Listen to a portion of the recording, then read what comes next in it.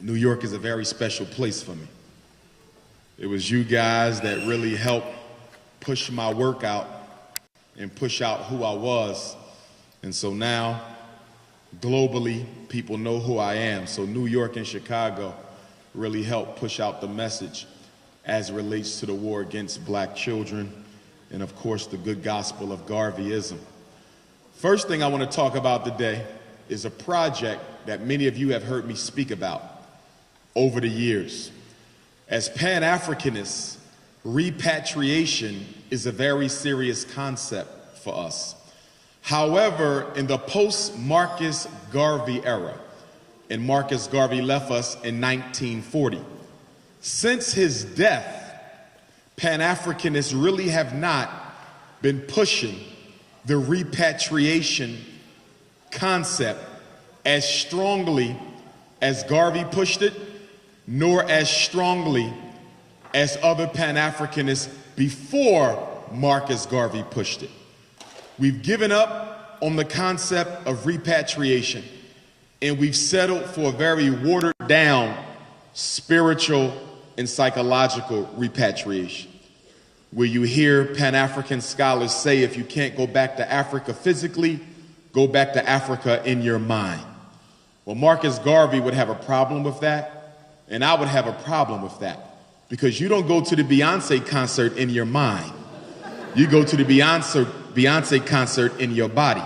You don't go to the clothing store in your mind. You don't go and get your nails done in your mind. You don't go and buy a new car in your mind. So if you don't have to travel with your imagination to all these other places, why do you have to travel with your imagination back home to Africa? Now, for those of you who don't understand repatriation, let me explain it to you. Because a lot of people think repatriation means that all African people in America are supposed to pack up and move back to Africa. Not only you, but the Africans in Europe are supposed to pack up. The Africans in Central and South America are supposed to pack up. The Africans in the Caribbean are supposed to pack up. The Africans in Australia. Everyone should pack up and go back to the motherland. That is not repatriation. Repatriation is scientific and it is strategic. And as His Excellency Marcus Messiah Garvey spoke of it, repatriation is only for those who can give something back to Africa. Only for those who are loyal enough in their Pan-Africanism and in their African ideology to want to go back and do the groundwork. It is not for all Africans. In fact, Mr. Garvey said, quote, "Some of you are no good in America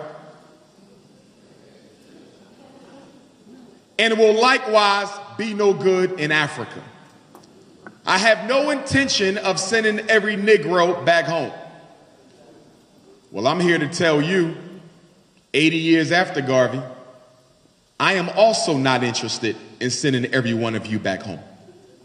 Could you imagine what it would look like if 40 million black folks showed up in Nigeria, or showed up in Ghana, or showed up in Ethiopia, or showed up in Tanzania, or showed up in South Africa, or the Congo, 40 million deep, getting off Noah's Ark, not with 2 giraffes, but 2 white girls on your arm. Not with 2 lions, but a basketball and a football under each arm. Not with 2 chimpanzees, but with a bottle of relaxer and a bottle of blonde hair color under each arm. The point is, repatriation is not a utopic ideal. So then what is it, Dr. Umar? Repatriation is based on the premise that as Africa goes, so goes all of Africa's children. That means what? That means that until Africa is strong, you can never be. If you want to know why we haven't gone further in our civil rights struggle, if you want to know why we're still being murdered by police, if you want to know why you've never gotten a share of America's wealth, look no further than the condition of your mother continent. I need y'all to quiet down. Her treatment and her level of respect reflects upon you. And your problem as African Americans is you keep on trying to escape Africa's shadow. You keep on trying to separate yourself from your race, thinking that if I identify as an American, maybe I'll be treated as one. We do the same thing in the UK. We do the same thing in the Caribbean. We do it in Asia and Australia, trying to run away from being black. Thinking that if we come up with a new ideology, if we come up with a new identity, white folks will accept us. Your destiny is tied up in the destiny of Africa. Marcus Garvey said, strong people are strong everywhere. In other words, Chinese kids belong to gangs just like yours. There are Asian gangs in this country more violent than the Crips and Bloods have ever been. But they don't get killed by police. There are East Indian gangs in America, but those kids don't get killed by police. There's Native American gangs in America. Those children don't get murdered by police. So what is it about you? What makes you unique in the rainbow of multiculturalism is that you're the only non-white people in America for whom the country has no regard whatsoever for how it treats you. Because they know there's no country and there's no continent coming to argue in your defense. You are by yourself. And you are by yourself because you choose to be, not because you have to be. You've taken that African umbilical cord. You've detached it. You said we don't want to be identified with that continent. Treat us as a separate nation within your nation. But the world don't operate like that. Wherever they see a Chinese are going to get respect because China gets it. Wherever they see an East Indians are going to get respect because East India gets it. Wherever they see Arabs are going to get respect despite the so-called war on terror, because there's countries in the so-called Middle East that will not allow members of their race to be disrespected in another country. So if you think you're going to get some progress without seeing to it that Africa gets some progress, you're living in a dream world. Repatriation says some of you got to go back. Some of you engineers, some of you doctors, some of you educators, some of you business experts got to go back and work from the other side of the Atlantic Ocean to improve the status of our mother, Africa, so she can become strong enough to do what? Look out for us. We don't all have to go back to Africa. No one ever argued, no Pan-Africanist ever argued for a wholesale deportation of blacks from the West. Never. They said some. And if some go and do their job correctly, the rest of you can live in peace, because America will now know we can't kill them off on the streets no more. Because Zimbabwe said if we do, don't come looking for no more diamonds. We can't kill them off in the streets no more. Because Nigeria said the next time a black boy dies, don't come looking for no oil. We can't kill them off in the streets no more. Because the Democratic Republic of the Congo said the next time a black mother loses a baby prematurely on the birthing table, don't come looking for no Cotan, no more cell phones for you. You need that protection. Repatriation says some of us go back to build up the continent so she can look out for us wherever we are. We have a right to live anywhere in the world. Pan-Africanism doesn't say we all got to be in Africa, but we must all be for Africa. Not all Chinese live in China, but every Chinaman is for China. Not all Italians live in Italy, but every one of them.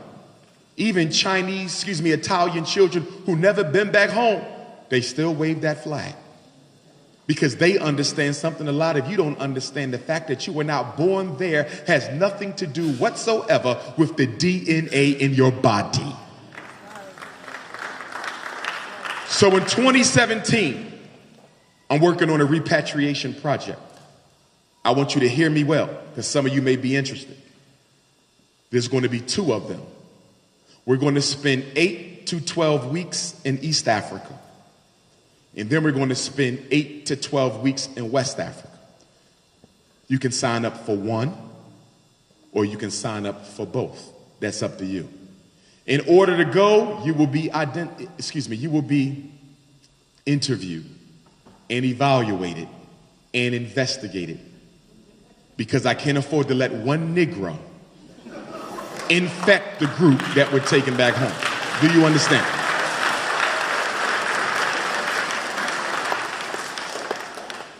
You got to be careful with us. You'll try to bring that Jesus picture with you and mess up the whole program, okay? You cannot go with me with your African name if that is not your legal name. If you legally changed it, fine.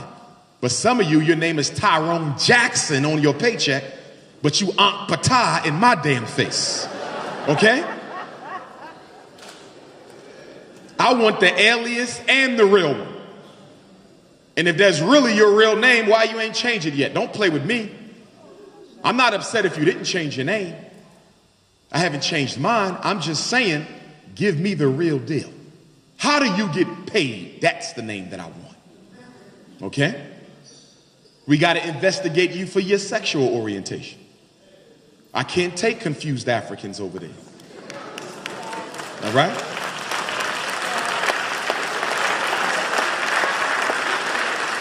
We're going to have to investigate you for your racial, romantic orientation. Brother, you got a white wife? You can't go with me no damn way.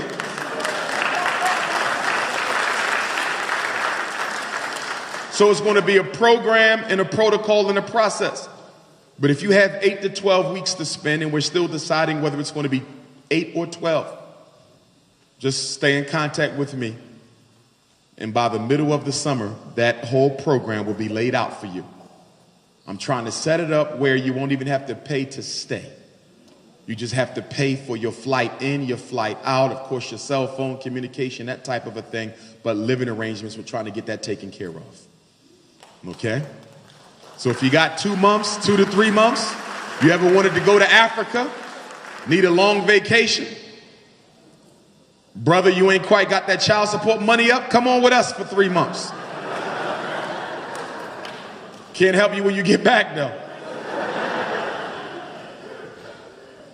Elders, you are welcome. College students, you are welcome. But of course, you need to make sure that meshes with your studies. But maybe you can take that time spent in Africa and use it for a project and earn credits while you are there. Okay? So that'll be coming up soon. I'm looking forward to that. Because we really don't see Pan-Africanists pushing the repatriation today, which is interesting when you look at the level of oppression that has returned to black folks. Speaking of oppression, your president sent a letter out to every school district in America 2 weeks ago. Obama. Don't get quiet, because 8 years ago, y'all was dancing in the streets. Let's be honest. You was twerking, backsliding, somersaulting. We got Obama. We got Obama. Negroes ran around and said, we have arrived. The president is black. Now look at you 8 years later. Has done absolutely nothing for you or your children. I know he's president of all the people. I understand. But all the people are not gay, but he damn sure looked out for them. I understand he's president of all the people, but everyone in America is not a Latino, but he looked out for them. He's president of all the people, but everyone in America is not a woman, but he damn sure gave white women the Equal Pay Act. So why is it that he got to be president for everybody when it comes to us? But it's okay for him to just be concerned with gay folks sometimes. It's okay for him to just be concerned with Latinos sometimes. It's okay for him to just be concerned with illegal immigrants sometimes. He can pay particular attention to every other non-white community in America, but when it comes to you, you're not allowed to expect anything from him. So Obama sent this letter telling the school districts of America that if you don't want to lose your special ed money, and if you don't want to lose your JROTC money, and if you don't want to lose your No Child Left Behind money, and if you don't want to lose your Title I money, you must allow transgendered children. This is 2 weeks ago. This is new news. You must let transgender students use the bathroom of the gender with which they identify. This is what's going on now. So by the new year in New York City, you're going to have a situation where a boy can go into your daughter's bathroom because he's in the process of changing his gender. You're going to have a situation where girls can go into the boys' bathroom because she's in the process of changing her gender. Now, here's my issue with this. I'm an educator. I'm a school principal. The schools are out of control enough as it is. There's no law and order in the high schools anyway. So how do you add further confusion by now removing the sign off the door that says girl and the sign off the door that says boy and replace it with a sign that looks half boy and half girl, which basically says do as you please? Well, guess what, black folks? This is your fault more than Obama's, because it was we who championed him and his election and stayed loyal even when he did nothing after the Trayvon Martin verdict. Stayed loyal when he refused to do anything about the systematic police extermination of black folks. You stayed loyal. Somebody said we must protect him because he looks like us. Bill Cosby looked like your ass too. But you ain't rushing to help Bill. You let the bourgeoisie manipulate you and your loyalty into defending Negroes who are pro-status quo. Obama don't care about nobody in this room. But because you suffer from a paralysis of analysis, and because you did not ask critical questions of him 8 years ago, our children will suffer from the aftermath 30, 40 years from now. Let me tell you why Obama was put in office. I want you to be clear. Every president is given a domestic agenda and a foreign agenda. Every president. Regardless if it goes in the White House next year, whether it's Hillary or Trump or whomever, they're going to be given a foreign mandate, a domestic mandate. Obama's foreign mandate was to open up Africa's resources to exploitation again. He did that with AFRICOM. America has recolonized Africa on a level we've never seen before under Obamaism. And our African brothers and sisters are just as brainwashed as you are. I was in Africa on the eve of Obama's first and second election, and I couldn't tell them brothers and sisters nothing. Just like you, they had an Obama psychosis. God sent them, Jesus sent them, Muhammad sent them. So when Obama came to their table, they opened up the resources because his daddy allegedly was an African. That was the foreign mandate. Take back Africa. Guess what the domestic one was? Check this out. 8 years ago, the United States government, Hillary Clinton, because she's a population control junkie, we're going to get to that in a minute, because a lot of y'all pro-Hillary. First of all, I disagree with anybody who creates a dichotomy of any white person or people whatsoever. To paint Trump as the devil means Hillary is an angel. You should not be doing that. You're confusing your children. Hillary is no better than Trump. They are the same when it comes to African people. There's no difference there. The difference is only in your mind. Hillary Clinton is a population control junkie. You think you got abortion now? You've seen nothing. You think you got hysterectomy now? You've seen nothing. Late term termination of life in that third trimester, you've seen nothing. But what they do is they call it women's rights. Because they know some sisters are strung up on this feminist thing. So if we want to get rid of black folks and you want them to get abortions and birth control and Depo-Provera and get their tubes tied and late-term abortion, don't call it population control. Call it women's rights. See, white supremacy operates through the names, the titles. They said power is the ability to do what? What is power? The ability to define reality and make the victims accept your definition. Like you believe you exist in freedom. What the hell is free about you? You're not free. Freedom is the ability to do exactly what white folks do, when they do it, and how they do it, economically and politically. Are you free to buy a home anywhere? Are you free to work wherever you want? Is your child free to go to school wherever you choose? You were never free. You were emancipated. Abraham Lincoln gave you an emancipation. But the 13 colonies declared independence. Why were the colonies independent, but Africans were emancipated? The word emancipation is a business concept that speaks to transfer of ownership.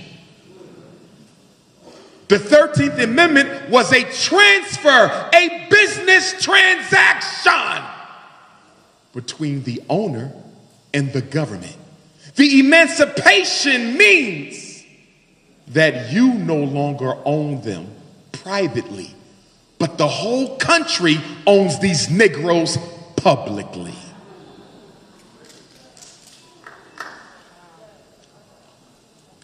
Eight years ago, the white man said, we got to find a way to push homosexuality.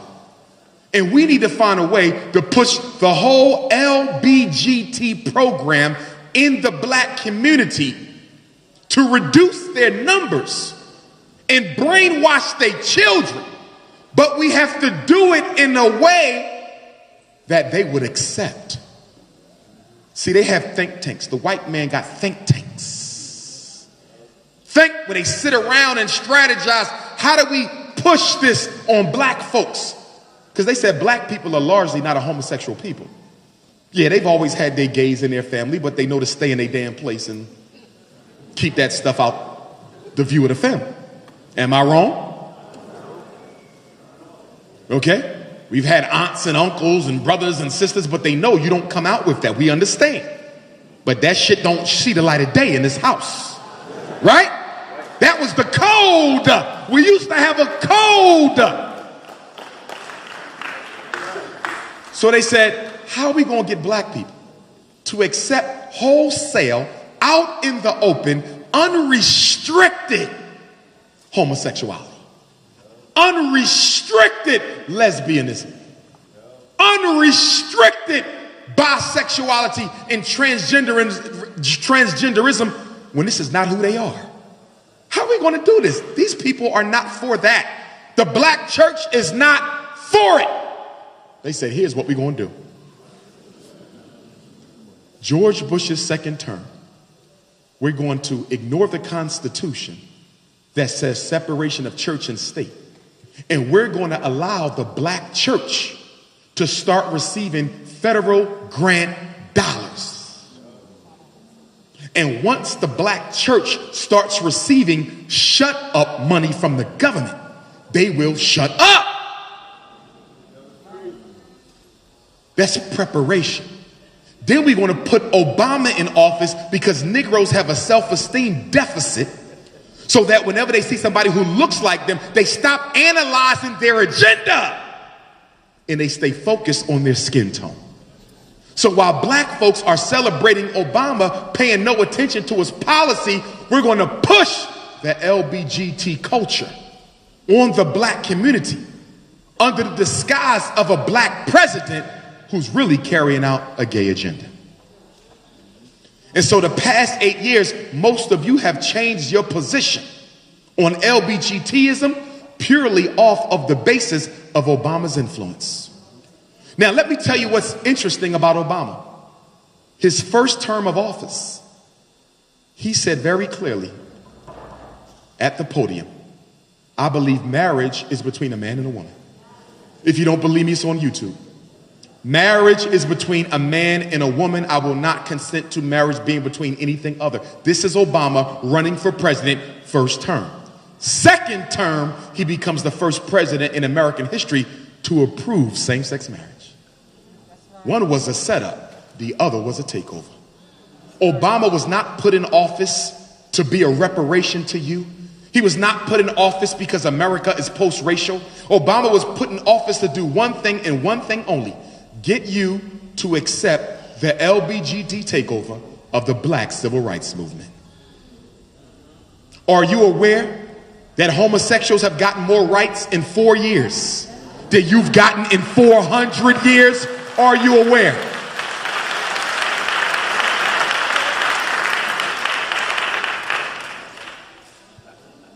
And if you LBGT, I'm not beating up on you. I'm doing an analysis. I don't hate our LBGT brothers and sisters. I don't. I'm a therapist. I know how most of them come to that lifestyle. And it's because we don't know how to choose our babysitters very well. Most homosexual men were touched. Most lesbian women were molested. And you do know black women have the highest molestation rate in the Western world. So I can't beat up on the victim. I got to beat up on the system that brings forth dysfunctional behavior. And I don't spend all day dealing with homosexuality because we got a lot of dysfunctional behaviors. That's just one of them. That's just one of them. So whoever comes in office next, you better get ready to boogie because it's going to get worse. But before Obama leaves, he's going to make sure this homosexual thing is thoroughly implanted in your ghetto. Thoroughly implanted. The transgender bathroom thing, which is a disgrace, that's just the first of many that's coming before he walks out of there. He got to finish the job for which he was selected. So that's Obama. Let me move on to you now, parents. Because the school year is coming to a close in New York. And a lot of your children's teachers are going to rush in to try to influence you parents to give them permission to evaluate your children for special education at the last minute. Parents, listen to me. Never, ever, ever in your life give permission for your child to be evaluated for a learning disability at the end of the year. Why not? Because it's the end of the damn year. Your child is going to another grade. Your child will be with another teacher. Your child will be surrounded by different classmates. Your child will be 3 months older when they return to school after the summer break. Why would you put a child in special ed next year for the opinions of a teacher they had last year? It makes no sense. But y'all do it all the time. Well, they just want to see if he needs extra help. Of course they're going to conclude that he needs extra help because the teacher in the classroom don't want to give him the help that he's entitled to. See, let me explain something. Every teacher in New York City, every teacher in the 5 boroughs has a decision to make whenever they encounter an academically deficient student. I'm a 6th grade teacher. I got a kid in front of me. He cannot read on the 6th grade. He's reading on the 3rd grade level. Dr. Johnson has a decision to make. I can either work twice as hard and get him up to grade level because I know he ain't never been taught in the first place. I can work. I could put more on me, or I can go to my principal and say, he needs a tutor. He don't need special ed. Because you can't go to special ed unless you are disabled. Let me say that again. You can only go to special ed if you are disabled. You must be reading disabled, or math disabled, or emotionally disabled, or intellectually disabled, or speech and language disabled. But if you do not have a disability, you should not be in special education. But guess where your child is? With no disability. Drowning in special education jail. Because mommy and daddy took out an ink pen and signed their damn life away and asked no questions. So now your child is in a class receiving special ed. Now here's my question, New York City. Aren't the schools in your city special enough as it is? I mean, the regular kids aren't learning anything. It's already special, but you want more special. So now your son goes into a classroom that's moving at a slower pace than the regular class. Why do you want your son or daughter moving at a slower pace than the regular class? Well, they said it's going to be a smaller class size. Sometimes it is. But the feds relaxed the class size requirement, and now you can have a special ed class that has as many children as the regular class because too many students are being evaluated with disabilities that they do not have. Now listen to me, New York. I'm a school psychologist. I've evaluated thousands of children. I've been expert witness in due process cases. I've helped standardize some of the most popular tests in existence. I'm saying all this not for ego purposes, but some of you are looking at me like I came from another planet. So I need to establish my degree of competency. When we evaluate a child, we give them a math test, reading test, IQ test, adaptive measure, emotional screening, psychological inventory, visual motor screening. And all these tests gives me what? Numbers. The test don't give me a diagnosis, parents. The test gives me numbers. The IQ test don't say your son's retarded. The IQ test says he got a 68 score. And then I interpret the 68 to be indicative of mild mental retardation. The reading test didn't say he had a reading disability. The reading test says he came up with a 79 reading score. And I interpreted your son's 79 to mean he cannot learn without special help. I need y'all to understand the tests don't diagnose nothing. We do. The diagnosis is a professional opinion. That's it. It can be wrong. And when your child is evaluated by somebody who don't look like them, it is likely to be wrong.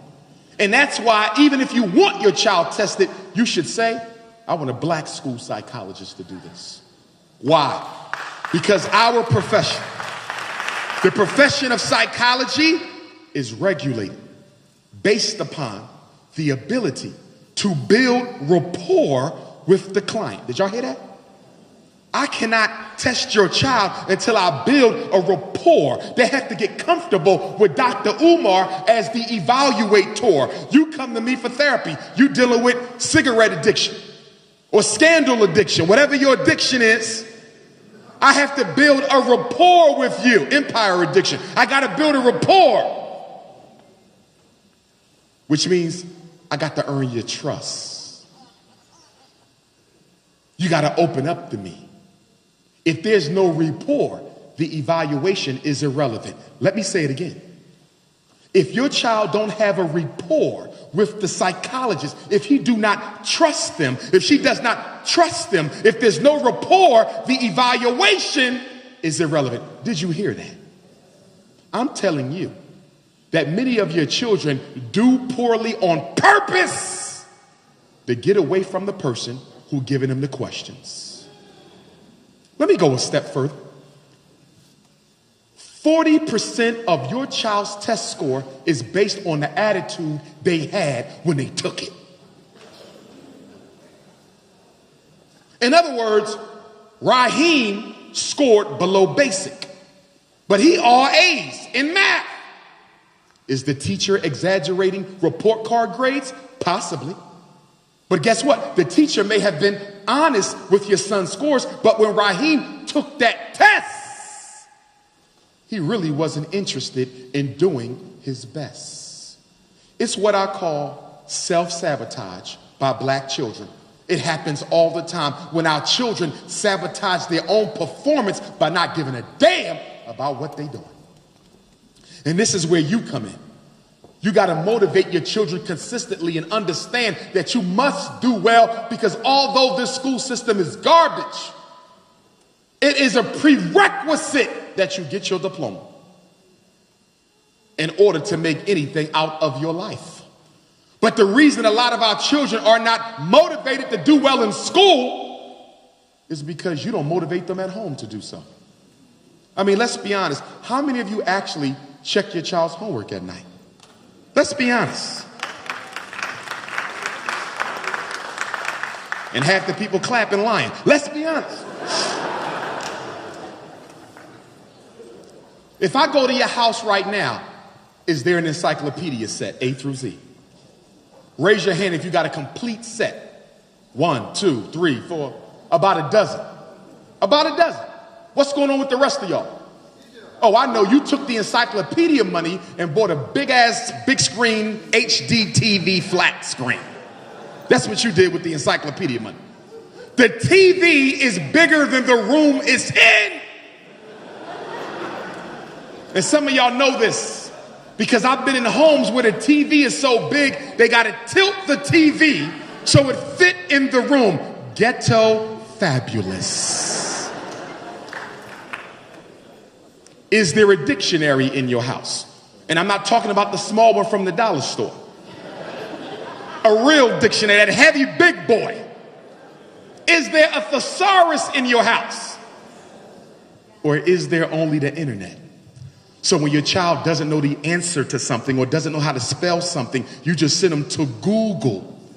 And they Google everything until they googly-eyed. And now your son and daughter submitting book reports with words in them they can't even spell because you're raising Negroes.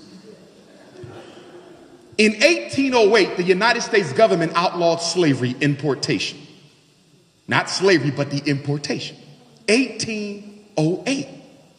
Slavery, the importation, or the system didn't end till 65.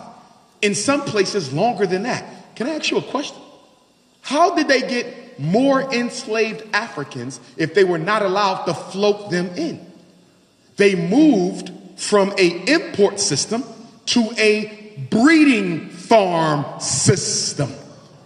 They would get 12 black women and 1 black man, and his job was to keep those women pregnant. As soon as she dropped the baby, she healed up, get her pregnant again. It was a baby-making factory in the interests of white supremacy. Well, guess what? Some of you mothers are breeding slaves for the master. Some of you fathers are breeding slaves for the master. Just like they did it 150 years ago. You would make a baby to go serve the master. Some of you making babies to go serve the master by way of incarceration. You mom would just take him to jail soon you get him out the hospital. Because that's where he going, the way we raising our children. We're not teaching them discipline at all. A lot of our black boys don't have no type of delay of gratification in their personality. Some of you got children who only do something when they feel like it. How many of you got sons and daughters only do something when they feel like it? Do you know what that means? There'll never be nothing. Because in this world, especially in a racist society like America's, You have to develop the ability to delay gratification long enough to do what needs to be done when it has to be done. Because only if you can do what needs to be done when it has to be done, you'll never be in a position to do what you want to do when you want to do it. Discipline. Y'all hear me talk about it all the time. Discipline is divine. God is total discipline. The sun rises every day. The moon shines every night. You get 4 seasons no matter what. 365 quarter days every year. God is disciplined. But does your son have it? Does your daughter have it? But the problem is you cannot teach what you do not have. And many of our children learn to be undisciplined by their undisciplined parents.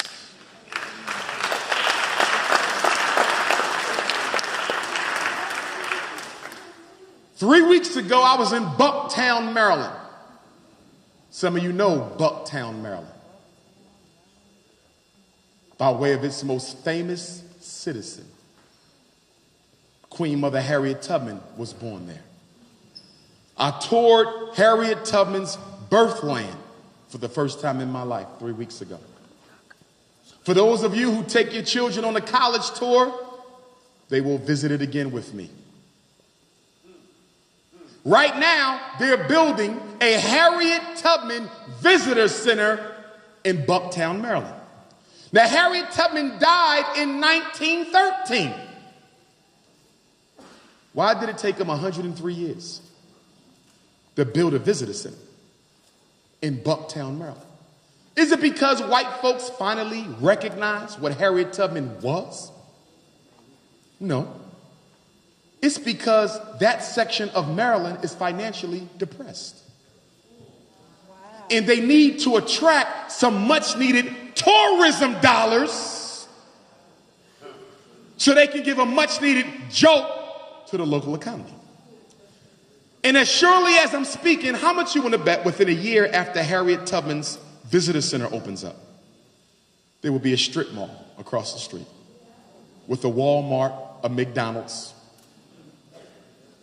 a nail salon for y'all.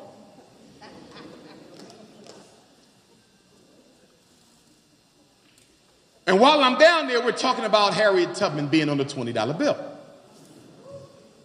That was not done for you. That came from the feminist movement. The feminist white women said we need to have some white women on America's currency. And the powers that be said, if we put a white woman up there, given the fact that it was black folks who made this currency possible, we're going to have to throw them a little token. What can we do to satisfy the Negro when we put all these white women on the money and they wouldn't know why none of their people on the money when they made the damn money? So they came to a compromise that let's choose Harriet Tubman. Put her on the front of the 20. But we're going to keep that crackety cracker Andrew Jackson on the back. Which is ironic, right? Because Harriet Tubman fought for freedom and Andrew Jackson was pro-slavery. They will be on the $20 bill, butt to butt and back to back. Let me tell you why they're putting Harriet Tubman on the $20 bill. I need y'all to hear me. Because some of y'all about to have another psychosis like you did with Obama. Okay, so all my schizophrenic Negroes, I need you to listen up. Don't start partying and dancing and backsliding and twerking because Harriet will be on that bill. Listen. White Supremacy 101. Military Science 101. Before you take, you give. Before you commit a crime, you must provide a gift. Give black people one step forward so you can make them go 3 steps backward. The Harriet Tubman on the $20 bill is an illusion of inclusion designed to earn your trust just long enough for them to perfect their African extermination project.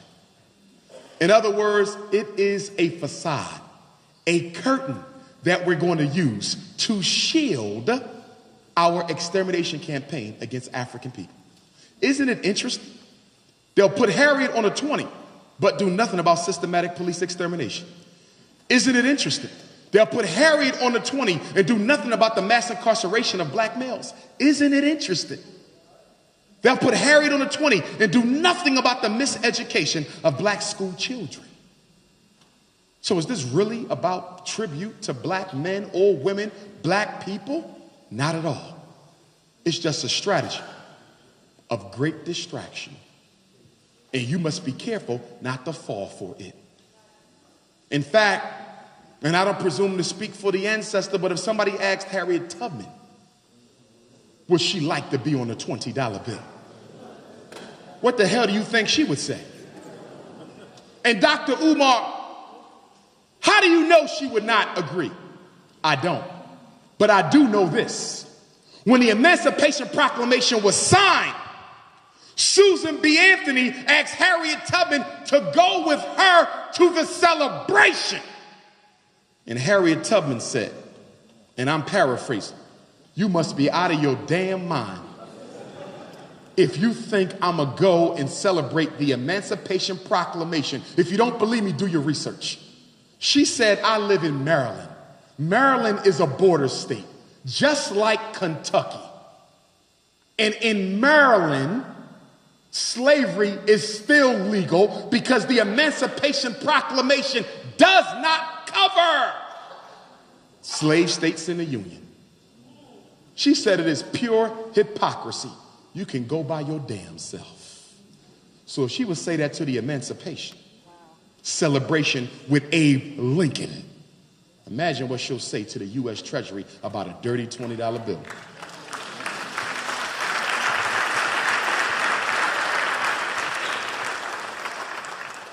Three days ago, I woke up to an article talking about AIDS in Atlanta. They said Atlanta has the largest black AIDS population in the United States. Now, isn't this the city when we were in college, we were encouraged to move to Atlanta? Atlanta booming for black folks. Get on down there. It's opportunity. You know what all that was about? That was a damn guinea pig experiment. They wanted to get as many black folks in Atlanta as they could. So the Center for Disease Control, which is located in Atlanta. Let me say it again. Center for Disease Control is located in Atlanta. Do you want me to believe that that is a coincidence? That the largest black AIDS population in the country is in the same city with the center that spreads diseases all across the world? According to the CDC, half of all gay black men will develop AIDS in their life. I'm going to say it again. Half of all gay black men will develop AIDS in their life. I'm not against homosexuality because I hate black men. We don't need another brother dead. That's why we against it. They put the virus within the homosexual population. When you do your AIDS research, you will find that the homosexual population was the main one used to test the new virus that was paid for by the Rockefeller Foundation. The same Rockefeller Foundation that created the World Population Council. The same Rockefeller Foundation that Bill Gates and Melinda Gates are working with in Africa. You really think they in Africa giving out vaccinations to help black people live longer? You believe that? If there's anyone in there who believes that what Bill and Melinda Gates are doing in Africa is being done for benevolent reasons, raise your hand. There's always a coon or two. Raise your hand. Now listen, I'm gonna put y'all on the spot though. Nobody raised their hand. That means everyone in here unanimously believes that Bill and Melinda Gates are spreading viruses in Africa under the disguise of healthcare. If you believe that, New York City, if you believe that what they are doing is a fraud and a conspiracy and a mockery of African life, then why in the hell are you letting your own children get immunized?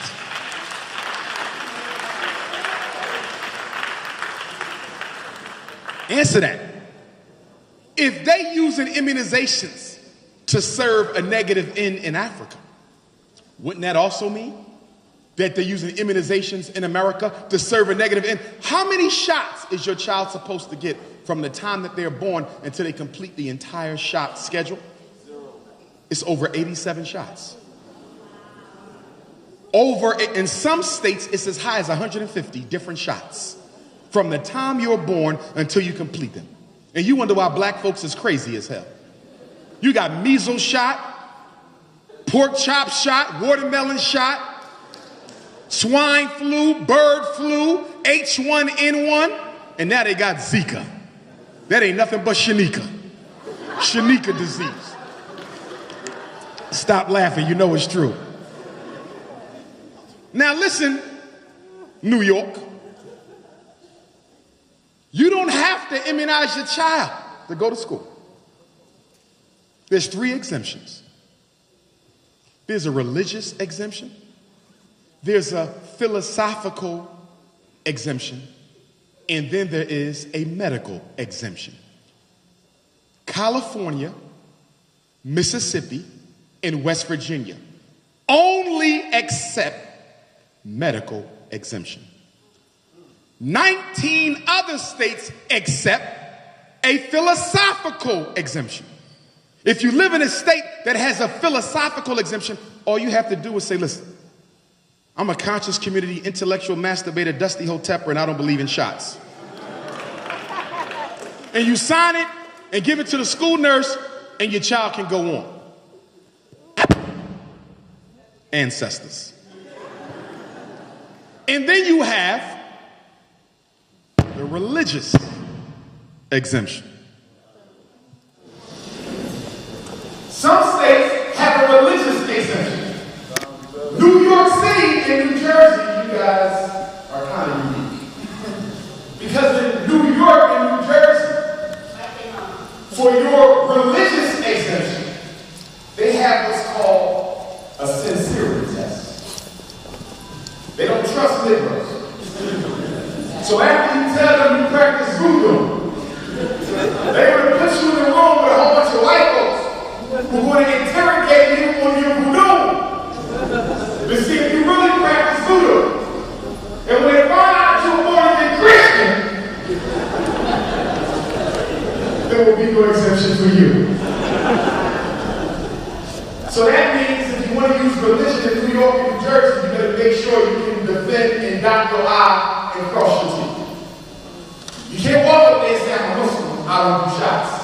When all the other Muslim kids are shot the hell up. You can't walk in there and say, I'm a Jehovah's Witness, if the other Jehovah's Witness kids have shot. You got to find a religion that nobody never heard of. First, something from 100 years ago, you'd be the only person in New York.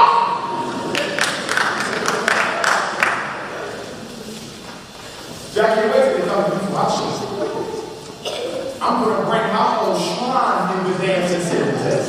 I'm going to have skeletons, bones, shea butter, hot drink, and say I'm start smudging the whole room. Say you practice is bad. Did I pass? He's sincere.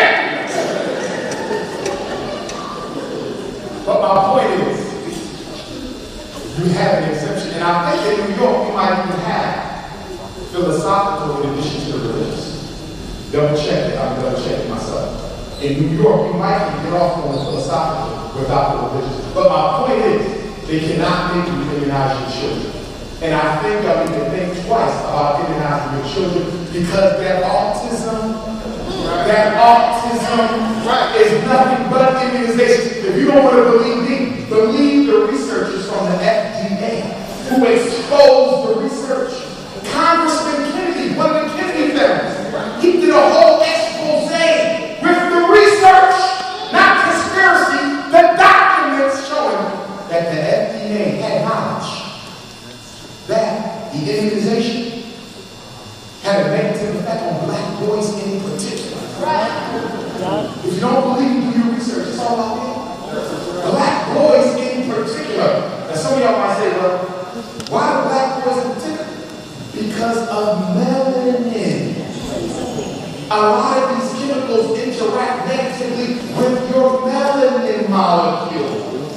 That's why you get cancers other people don't get, in addition to the fact that they be making them on up. They do research on your melanin. And that's why we need independent schools. Because in independent schools, you can say everybody need a damn shot, and that's it.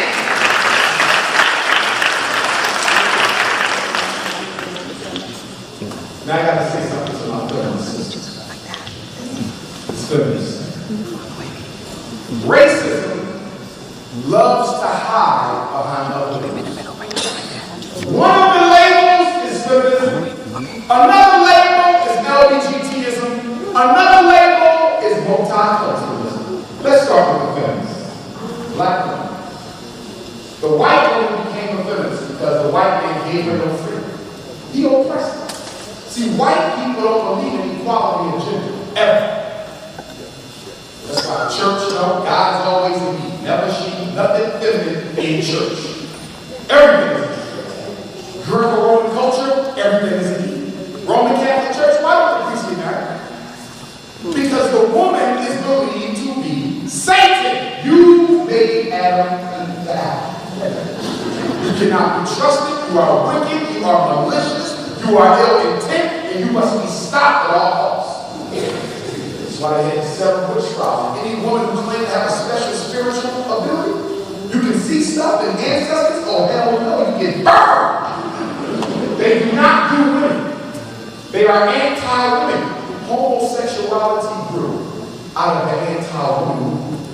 Oh yeah. Oh yes. That's why the Roman Catholic Church, you don't get married, but it's okay to play with little boys and don't go to jail. You understand?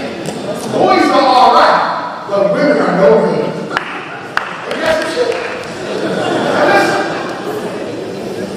Because they believe that the woman is no good, it's better for a man who's a God to make another God than be the woman. Oh, this is a philosophy. That's why Alexander Napoleon, Julius Caesar was homosexual. Plato, Aristotle, Epictetus, in fact, maybe one who was not. In fact, there's a theory that says one of the reasons that none of the Greco-Roman philosophers ever finished their education and did it at the University of the Mystery Systems. Remember, Socrates finished. According to Dr. Ben, rest in peace, Socrates, I believe, was finished with the Mystery Systems University. Remember, Jesus started, allegedly he never finished. Moses never finished. Socrates is the only one. The rumor says the reason why none of the Greco-Roman philosophers who came to Africa finished the mystery system is because they were not allowed to go habitate with men during their years. Did you hear what I said? They cannot have sex with men in Africa, so they went home.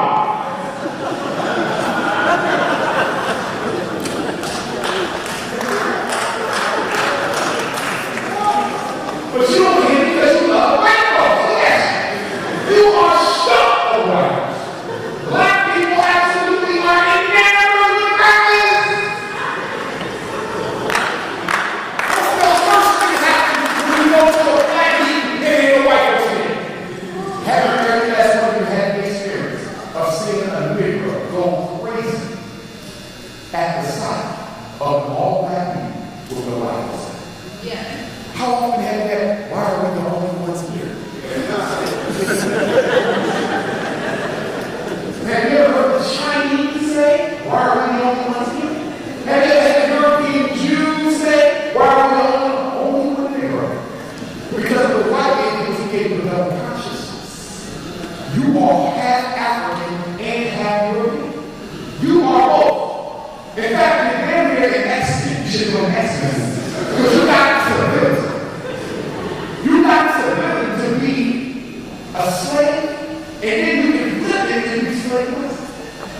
You got a double consciousness. And most black people's mental health costs comes from the fact that you ain't never been 100% one of them. And WBB the boy, if you don't believe, read Soul for Life. He talked about the double cultural consciousness of the Negro, constantly being at war with the white side, fighting with your African side. See, when we talk about post-traumatic slavery disease, that's what we talk about. You ain't never been whole. The word schizophrenia comes from the word schiz. But you ever see somebody schiz? Schiz! That means split in half. Schizophrenics have double conscience. They regular mind and they schizophrenic mind. You have a double conscience. Your Negro mind and your European. And some of y'all think that if you become all European, you can that. In fact, why do we start getting to college? We start getting to college to become that better European.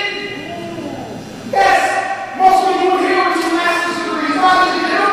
Not because you wanted more education. They didn't teach you nothing. It's so you can more effectively appropriate and approximate the European cultural ideal.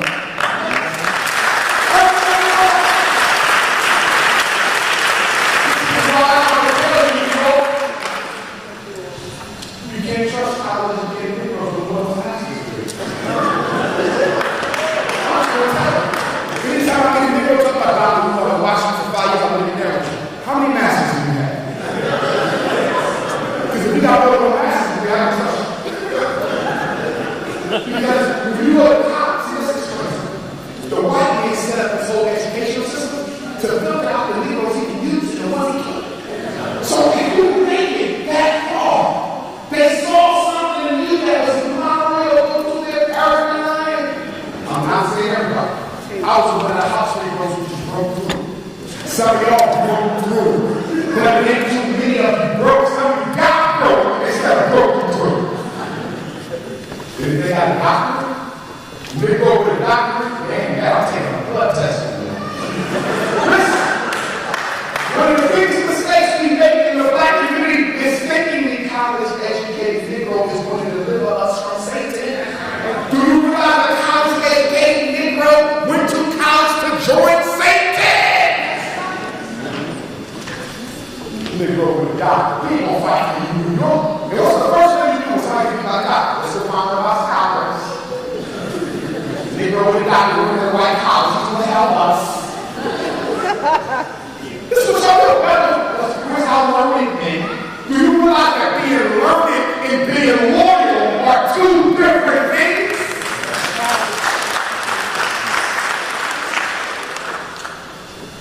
In fact, there's some of you have an ex-offender conference. I'm going to have an offender conference. I want to know a lot of people coming out of prison that are returning citizens. Because they got guts. They got nothing to lose. They're locked up. They're not scared of nothing. How many people are scared? You got a Benz, only 1 year paid. You live in a house you can barely afford. Louis bags, Air Jordan. You ain't trying to fight. You just want to look fine. That's all I'm doing. And then y'all keep sending y'all kids to college for what? Only in college to get black folks is dead. How many of y'all here in college with more like 20, 40, 60,000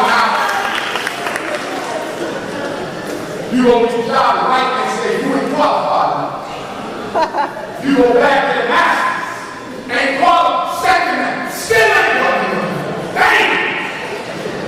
You go back and get a doctorate and come back, first you was underqualified, now you're qualified. How many of us have been through that? I done picked up $100,000 loans for this job. I done maxed out my hell, my beer. I didn't even get to the next marijuana loan shark to pay this and you still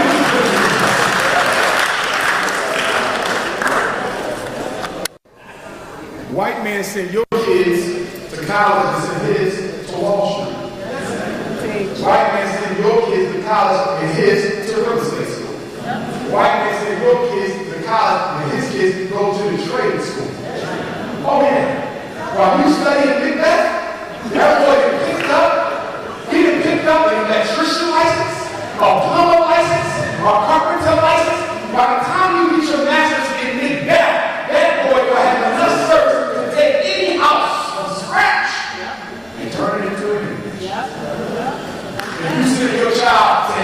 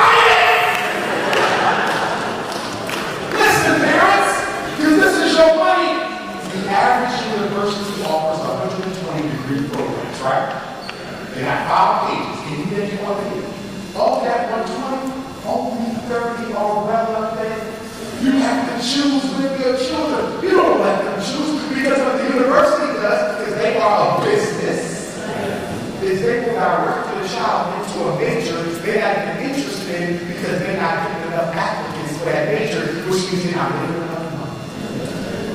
You thought your son was going to college and studying accounting. He came back with a bachelor's in 18th century medieval European art. That's game like statues.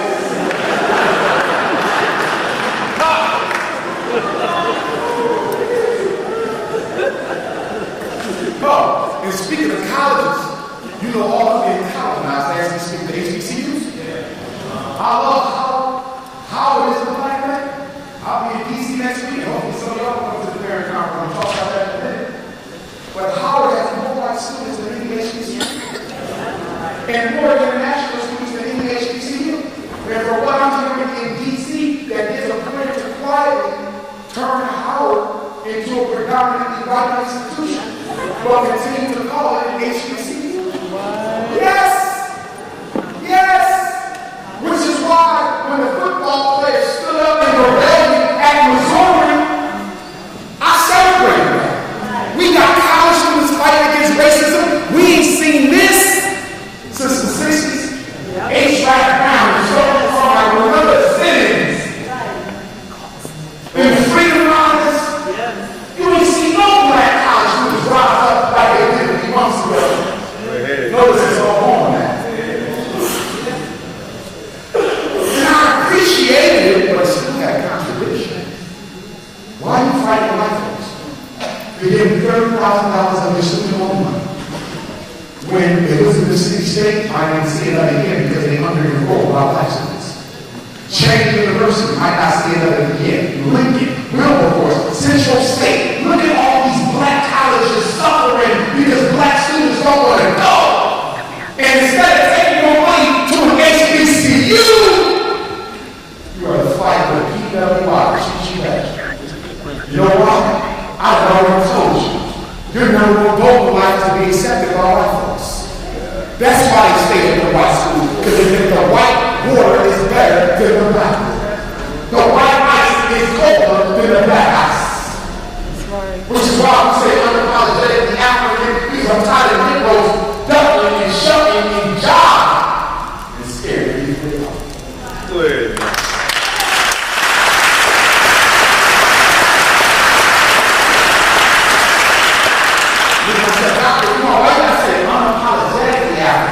Why not just African? They can see you African. But they don't know you got no backbone. When Jews say unapologetically Jew, because he's already there. The Chinese is already there. They walk into the room unapologetic. And you walk into the room trying to be so free or whatever. Right. Black people suffer from racial anxiety in school. When you walk into a room of people who don't look like you don't know how to act. And you try to force yourself to respect yourself by over-identifying with the African culture. Superficial. That's what we have in the conscious community. Superficial African consciousness. Shea butter, incense, body spray, apple lemon, Kashis from China.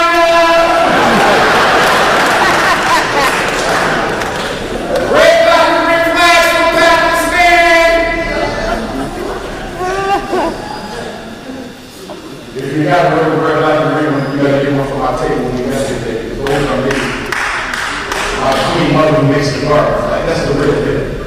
Most of your flags being made from Taiwan.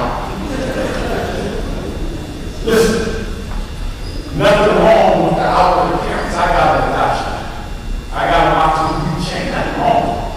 But this should be the finishing touches on an internal transformation. The problem with us is you can transform the outside before we transform the inside. Could you imagine putting icing on the cake before it was done?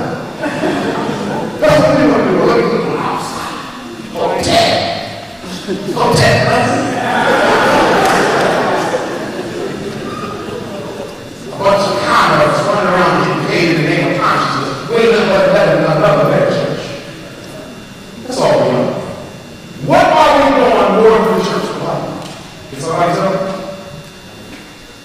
And there's exceptions to every church rule. We're in the church right now. We can't put having this in here.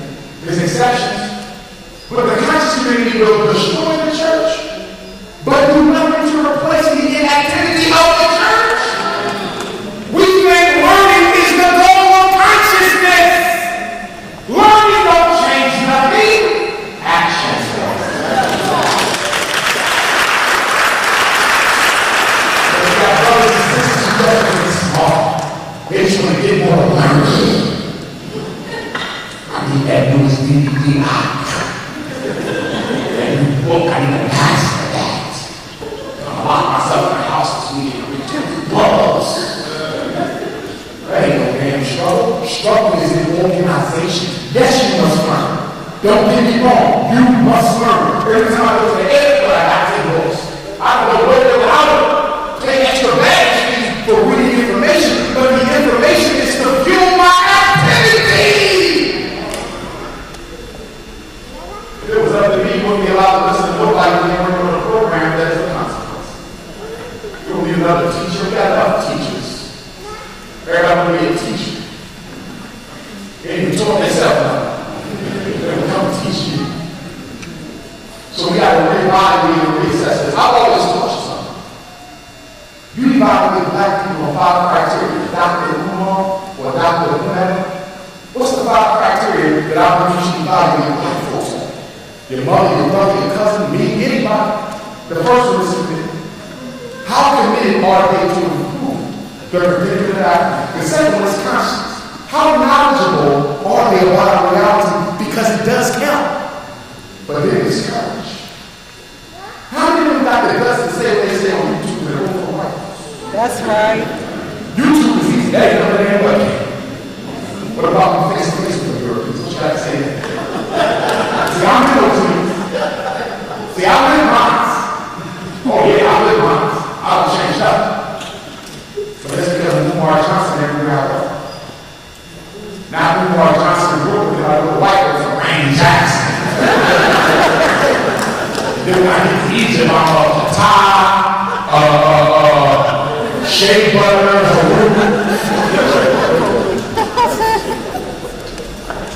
all I'm saying is you gotta do it. Commitment, consciousness, courage, consistency. And consistency is important. Dr. Umar said he against interracial marriage today. What if 5 years later I come back and say, hey, why are you looking so bad? Hey! See that? You say, damn, I was riding with this brother. I got you. I was riding with this brother. Now he switched his whole game up. How many black leaders we got? All 100 games in years. Switch it up. How many concerts do we do? Talk all this garbage and then switch it up. Oh, hey, look, not to eat already. I better study us and study me too. I'm not exempt. I don't mind. I don't need you to test. They go to me to the test all year. You ain't got to what? We graduate school. So when I was I still got the rest. Now, brother, you was born Jamaican today, brother. I said, no, my father changed my name. I know, brother, but we need some universities. You school psychology, we don't school at Millsville University. Well, we need to see it because we call Negro, I blame Millsville. I ain't call Millsville on my name. We need your principal certificate. We have a university. Now, brother, we don't need to produce it. These people want to break my name. It's all my fault. They're breaking to a conscious cipher with GDP niggas that look at my name. We ain't even got a GDP. We ain't even got a GDP trying to evaluate a man with 6 degrees. When you claim the white man's education is supposed to So you mean to tell me white folks let me testify in escrow cases? They let me standardize IQ tests? I'm evaluating thousands of children. I speak at universities more than all your conscious scholars put together. I provide speak more than all your conscious scholars put together. I speak more internationally than every black scholar in America put together times 2. And you don't think they want to do their research on me? Every time I go to a white university, I consider my curriculum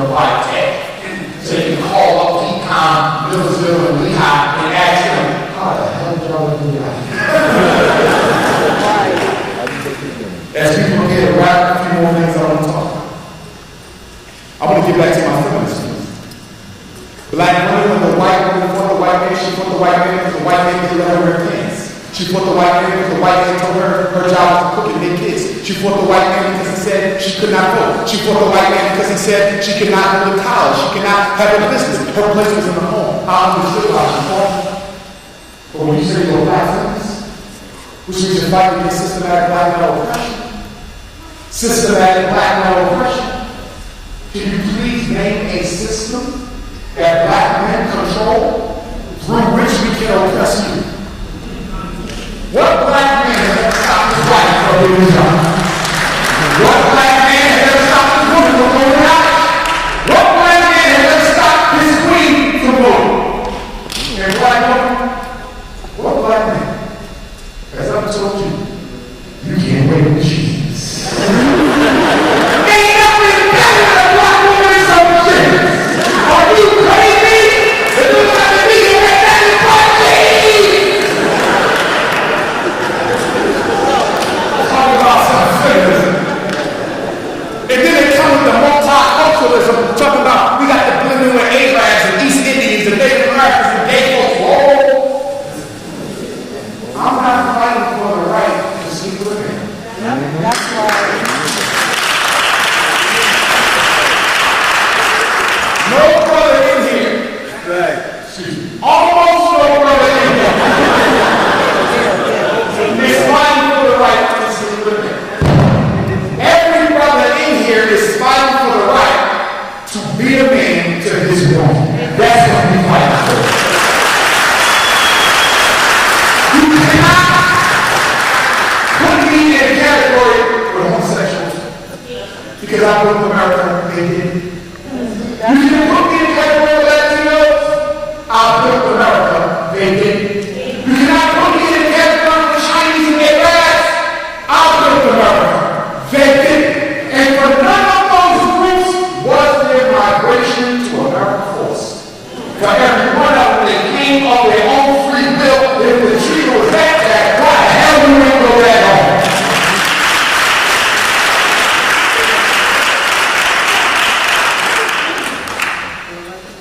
And then there's the Achilles heel of the whole system of racism. And that's economic disadvantage. Economic opportunity access. Our problem is we don't get access to the wealth that we need to finance our reality. What if we could tap into $5 billion? You would have a Walmart too? What if we could tap into $2 billion? You own 10 gas stations too? The problem is when the China man gets to New York, he shows up with a line of credit from the bank of China. When the A-Rad gets in, he shows up with a line of credit from the bank of Umar. When the East Indians get here, they show up with a line of credit from a native bank, and if they don't have a native bank, they'll get from Wells Fargo. They'll get from Chase Manhattan. Not no small business loan, a big business loan. Chinese man got 10 stock and goes, they don't do it in Brooklyn a week. A-Rad got 5 gas stations, only been here 6 months. East Indian got half the hotels. Just about all the time. It's not that they work hard on you.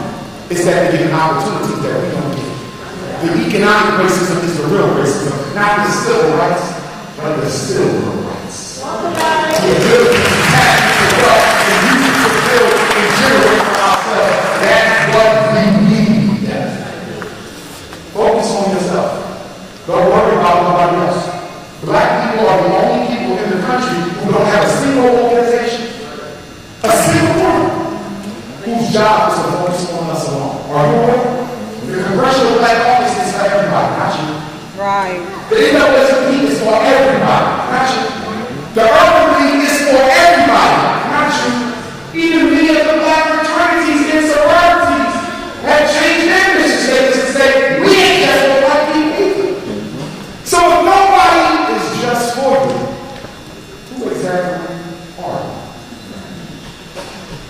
That's why I'm only concerned about black folks. I have nothing to do with white children. If I had helped my mom, and I do, I like the kids growing up. Their parents would never tell me no. I work with A-Rad children. I work with them.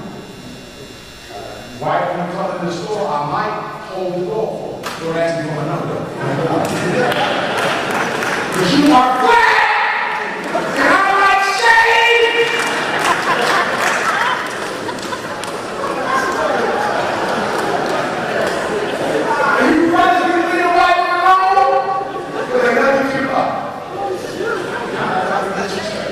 but from an African cultural beauty standpoint. They're not attractive to me because I look at beauty through the cultural eyes of my own. So anything that don't look like her is unattractive. They're like the Chinese man looks at beauty through the standard of the cultural norm of the Chinese woman. He loves her build. The white man loves the white woman's build. They don't want nothing other than that because this is the norm. Black man, she got to become the norm too. And stop telling me you can't help who you fall in love with. I'm so tired of you girls telling me they cannot help who they fall in love with. Listen, man. I've been around white women all my life. Still around now. Do they hit on me? Hell no. Which one is better to get than him? Sleep with him, we can conquer the world. But I'm not interested in them because you can only fall in love with the one whose culture you value. If you didn't value white people, you would have never felt that right. It was just self-hate. It was just self-hate.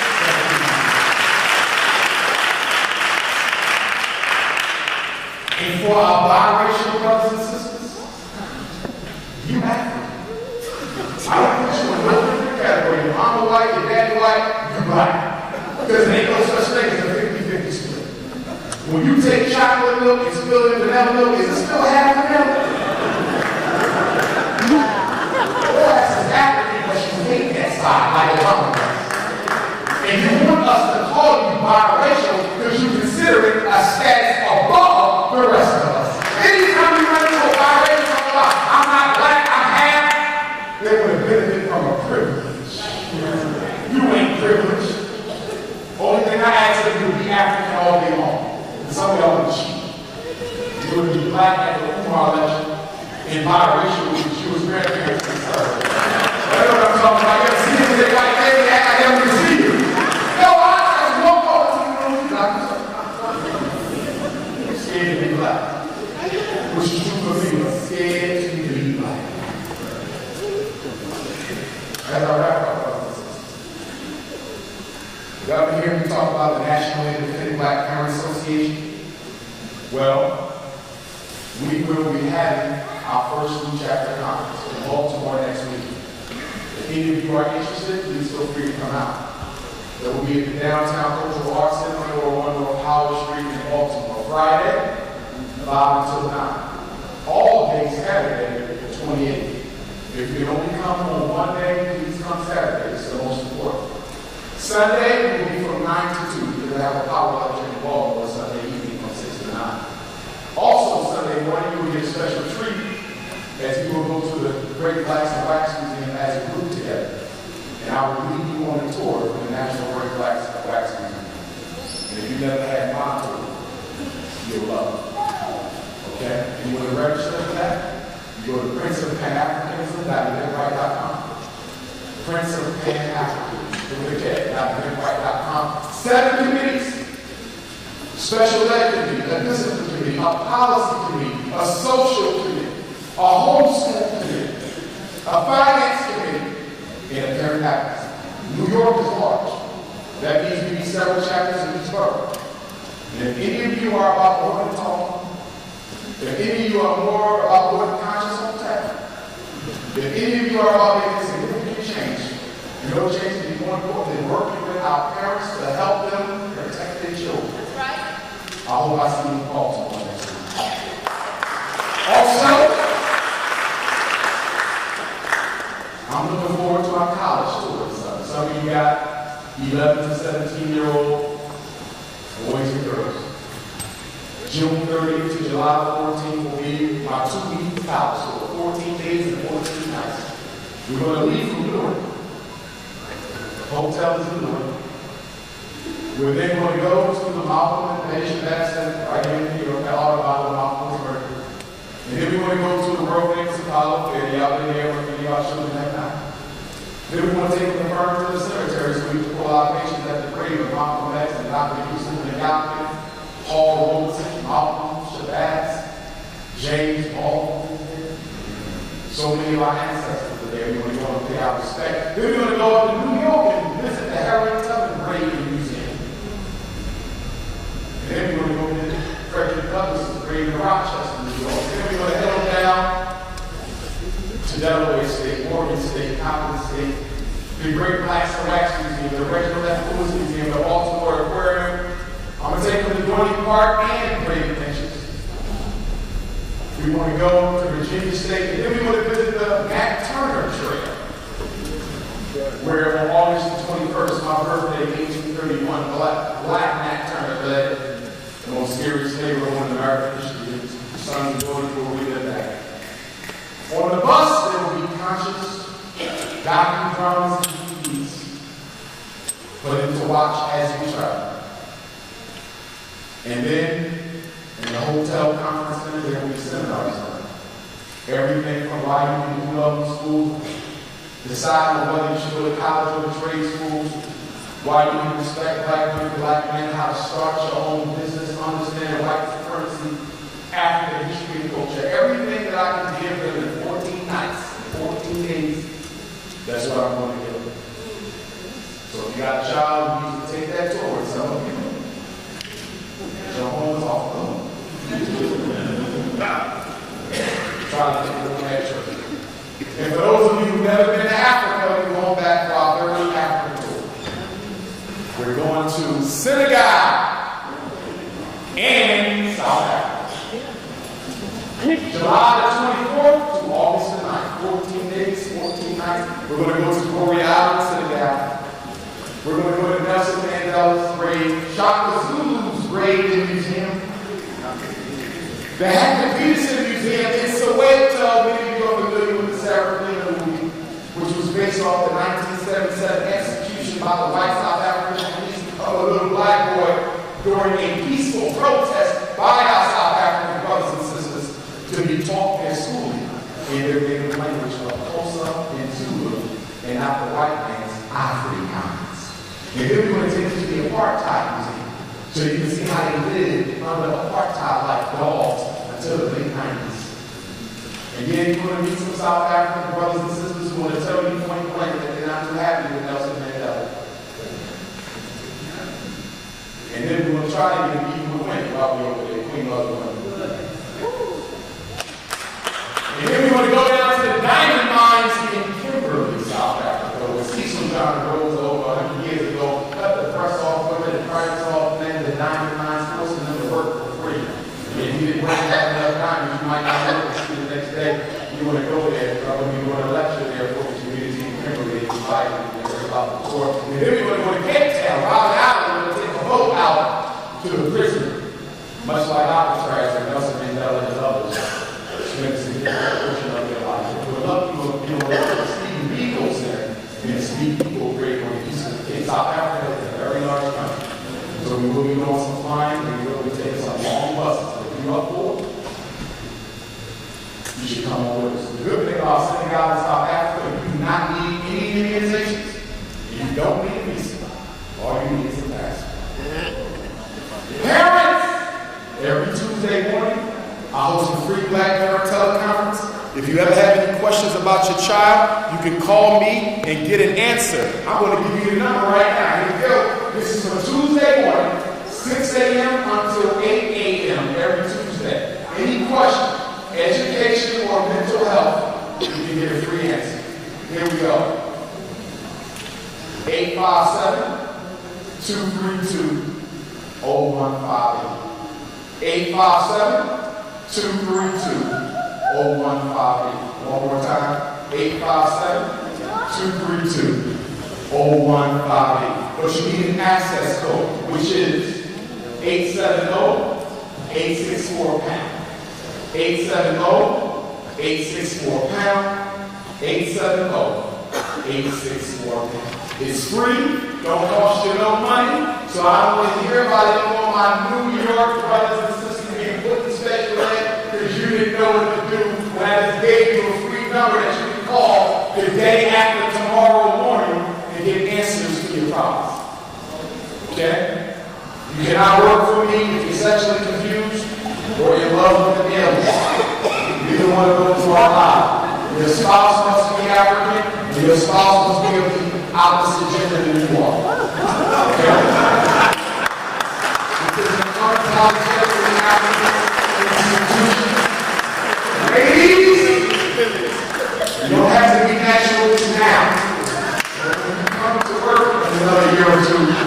must be natural. No legal murder at our school. Okay?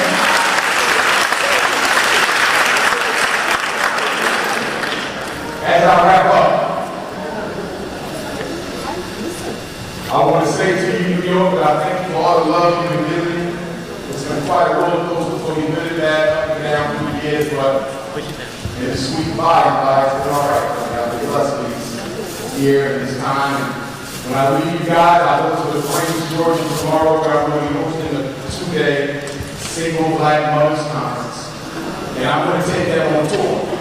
And I'm going to come back to New York and do my 2-day Single Black Mothers Conference. And I'm going to take it to other places as well. We're going to talk about the mental health of black women. We're going to talk about how black women can advocate for their child when the father is not around. We're going to talk about black women in their career and their life. We're going to talk about black women in depression and assistance. A lot of you are suffering from depression and silence, and you're afraid to ask for help because you believe to ask for help is to show that you are weak. Because most of you are imprisoned by the Superman notion of being a super black woman that says you are never allowed to need help or help in need. And as a result of that, so many black women have had nervous breakdowns this year. Suicide for black women has been going up. Alcoholism, crack use. Sisters, you are strong, but you need to recognize when you need to take a break. And that's coming from parents. Please do that. In conclusion, I want to give you the quote from my ancestor president, who said, "There is no struggle, there is no progress." Those who profess the faith of freedom and deprecate agitation are like men who want crops without blowing up the ground. They want the rain but can't stand the thunder or the lightning from the ocean, but they're scared of the awful roar of its waters. He said the struggle we have might be moral, or it might be physical, or it might be moral or physical, but it must be a struggle. He said, find out what any people will quietly submit to, and you got to found the exact measure of injustice that we use. He said, for 20 years, I prayed my knees to God for freedom, but the good Lord gave Frederick for freedom until I got off my knees and started praying with my feet. He said, if you want respect from white people, why do you look for pity? The man who pities you will never respect you, and the man who respects you has no need for pity. He said, but most of all, please remember that power receives nothing without the man. It never did and never will. I want to give you a quote from Marcus Garvey, but before I do, I want to ask you that you do something for me. A favor when we're done here today. Those of you who want to get a full sign, we'll take a picture. We're going to do a line here with that. My merchandise is right behind you. Try to buy something on your way out. We got hoodies, t-shirts, DVDs. You do know that half of everything you get goes back into the struggle. I'm not a hotel hustler.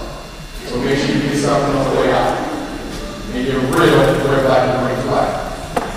But I want you to go into the lobby, and I want you to patronize our vendors. Some of them came from other cities. Take it to go food for the queens who got the food out there, eating food. You got sisters out there with earrings, people selling soap and even some shea butter. Nothing wrong with something about action, nothing wrong with that. I want you to stop and buy at least one thing from every vendor if you can.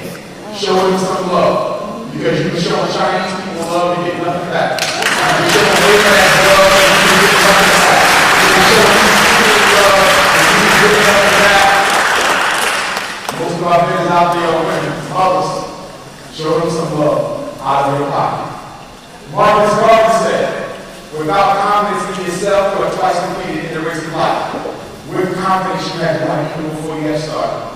Marcus Garvey was asked, are you an African or are you a Jamaican? And in response to that question, His Excellency Marcus Garvey, whose Earth Day in Jamaica this year will be keynoted by yours truly. Those of you who are Jamaican, who will be celebrating 2016 Garvey Day in Ocho Rios on my birthday, it just so happens, August the 21st. So I will see you in Ocho Rios with their jeans on. I take it back, they won't run the Facebook page.